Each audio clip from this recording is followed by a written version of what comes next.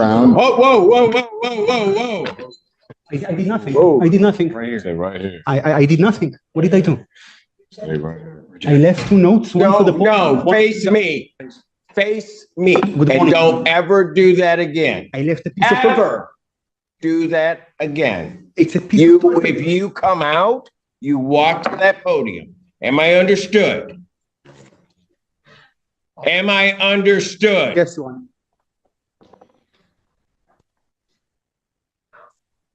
Go ahead, counsel. Lauren Brown, Deputy Chief Public Defender, being written on behalf of Mr. Order collapses before the gavel even settles. A courtroom spirals from chaos to control as power, procedure, and violence collide. This isn't just a bond hearing. It's a test of authority, restraint, and justice. Amit Ehrenreich. Please state your name for the record. To ensure justice is made, I will make 5 brief statements and then state my name. No, Dana you will from the state forensic your center name. You had will first state met me your on name. of July 20. Take him back. Yet, Take him back. 7 months later. Because take him back. He'll follow the rules or not. Have a good day. We may call you back. We may not. Okay. So, Your Honor, for the record, For the record, what? Mr. Ehrenreich remains incompetent, but I guess that. Yeah, I know. And I think he technically has to be here. I don't know that he's forfeited the right. Ms. Hughes, are you okay? No, why embarrassed? What are you embarrassed about? Sorry, I'm totally kind of just overwhelmed. I'm really sorry. Okay, no, go ahead. She shouldn't be embarrassed by it. Okay, so we all have to be real. Had that been Blanche, he would have been punched. So I'm just saying. I mean, guy would have been tagged out, he'd be down. Court calls case of the People versus Thomas Chang. Ready, Your Honor. Your Honor, Joe Simon on behalf of Mr. Chang, making his way to the podium. State your name, Thomas. Thomas Chang. Thank you. Your Honor, first things first, the court has my substitution. That was a question? Yes. I did. Yes. Thank you, Your Honor. And secondly, the request that I'm going to make is contingent on, we want to address bond. That's okay? Sure. Your Honor, I told Ms. Grosso I'm requesting only a 10% privilege. I'm not going to request a bond reduction at this time. My client's 22 years of age, has no prior criminal history. His bond is currently set as $200,000 cash or surety. I understand I wasn't at the arraignment, but the safety of the victim was an expressed concern by the people, as well as his possible risk of flight.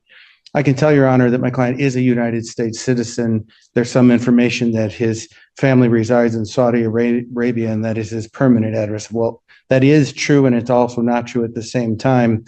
But he's a United States citizen who has a residence here. That is his full-time residence. Your Honor, I'm only asking for a 10% privilege because the bond could have been posted. The problem with the surety bond, as the court knows, is that the family or others who post it lose that money permanently. And if it were to be a 10% privilege, the family, assuming someone complies with their conditions, will get it back, less 10% for administration. And that is our request. Now, my client's family is here. They came from Saudi Arabia. His parents are here today in the front row, as well as his uncle who lives locally.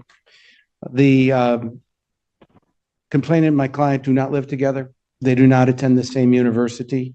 As I understand it, she's a student at the Eastern Michigan University. My client's a University of Michigan student. They do not reside together. They have no reason to have contact. And my client would abide by that. So in other words, Your Honor, my request isn't yet this time to try to lower the bond, but simply to the court allow to a 10% privilege. Again, the surety. But the surety, I mean, if we're really, just to be blunt about it, if we're really talking dollar amount, I understand what you're indicating to the court. But if it's a 10%, Mhm. who's pledging the additional amount? Well, there wouldn't be an additional if it's 10%. So, and a Well, there surety, would and be. are you asking? Two under 10%, somebody is not pledging it, but somebody's gonna promise to pay the 200,000. Oh, yeah, that'd be my client's parents. I'm sorry, I misunderstood your court's question.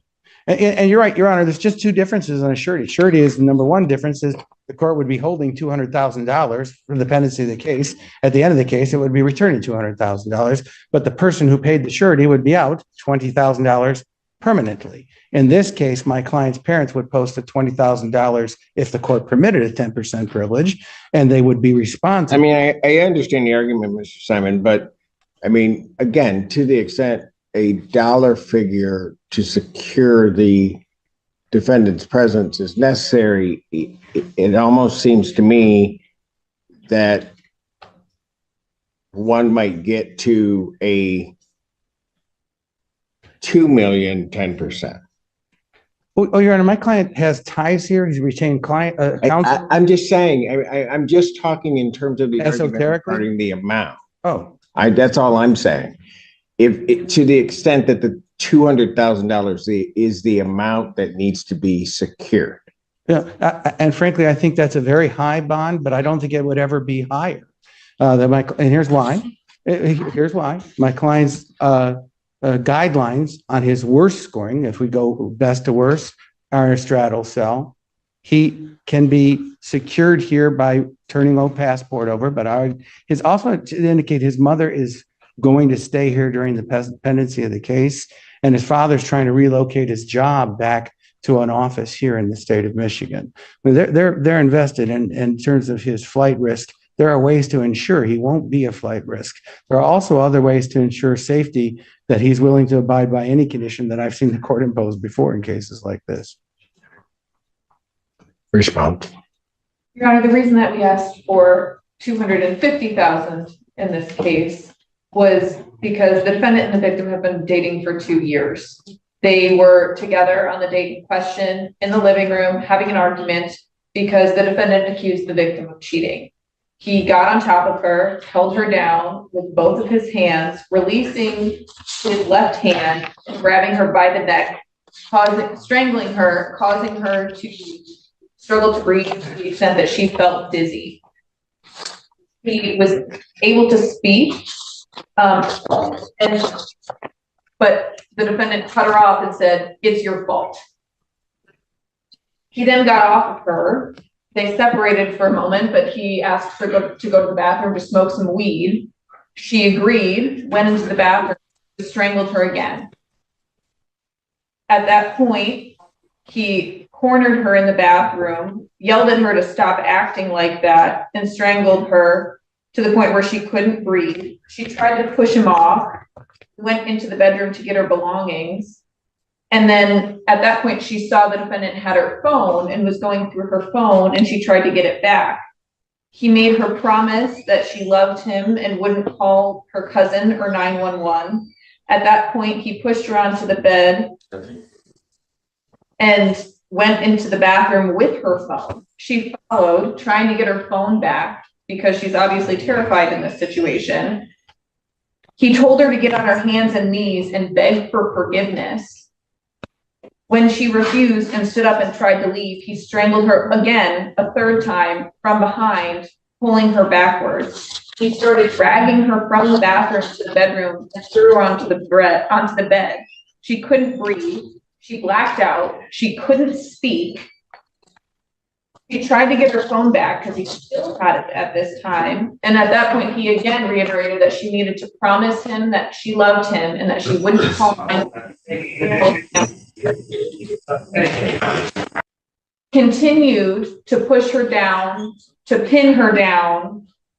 And it was only after an extended period of time and she threw a water bottle at him that she was able to get her phone back and call. But it went on for an extended period, including 3 separate instances of strangulation, one causing her to feel dizzy, one to the point where she actually blacked out. This was a prolonged, continued period of violence, and we have significant concerns for the victim's safety. Your Honor, can I respond? I agree that a lot of those facts are in the police report, but I also have to supplement. First of all, if those allegations are made, that doesn't mean they're true. They're represented as that is what happened in this case, and we have absolutely defenses to those things. I will say this because I don't think it's proper to litigate a case at a bond motion, but I can say this, that I agree that I'll after. tell you what, I'm gonna need a written motion. If you can get it to me today, I'll hear this afternoon, but I can't stop the docket to go through this in this entirety this morning. I will be more than happy to set you today at 3:00 to listen to this in its entirety. Your Honor, may we approach? And I'll be happy to do what the court asks, but may we approach? Yes. Thanks. Okay, so what are we doing? Thank you very much, Your Honor. I will be back this afternoon as the court. I'll hear it at 3:00. I just thought of something else. I'm sorry. I won't be arguing. Can I approach again real quick? I'm sorry. I have to ask this question. Your Honor, first of all, appreciate you allowing us to come back on the docket. Your Honor, this morning I started by saying I didn't want to make a bond reduction motion and instead was requesting a 10% privilege. And I think that technically that probably is a reduction in a sense. But I didn't want to make a bond reduction motion because I'm just coming up to speed on the case and I didn't want to go into all the detail, et cetera. There's videos to go through, et cetera. So if the court is going to, I've already made my piece on my request for the 10%. If the court is going to deny that request, then we're just going to ask the court to set a PCC date out a little bit. Dare I say that date of the 13th would work well. But if the court would grant the request, that's All day. My client's parents are here and prepared to do whatever the eventuality happens. Any additional information? Nothing further, Your Honor. All right. The court, in listening to the argument on the case and reviewing the file, because I was also trying to get as much information as I could from the original arraignment and the like, which I had not reviewed or looked at or in any way processed. But in looking at that, the court would not believe that a 10% privilege on this particular bond, given the circumstances of this case at this time, would be appropriate or find that the magistrate in any way abused their discretion in doing so. So the motion for that modification is denied. Thank you, Your Honor. I do want to know if the court could possibly give me a copy of the pretrial release order as it stands, because I don't even have that. If I can get that. The release? Or that, sorry, the boss. Yeah, it's generally it's a domestic violence conditional release. Okay, But that's fine. You need an actual copy of the. if I could. We can take care of that. Thank you very much. And What then, date would you like it set for the 13th? I understand there's a docket going on the 13th. Why? I understand there's a docket going on the 13th, Your Honor. There is. That would be It was great. supposed to be limited for me, but it's apparently not doing that now because of Simon. So I will set probable cause in this matter for August 13th, 2024, 9 a.m. When chaos meets a courtroom, the law draws a hard line. Bond isn't about comfort. It's about control, safety, and accountability. And here, the risk spoke louder than the request.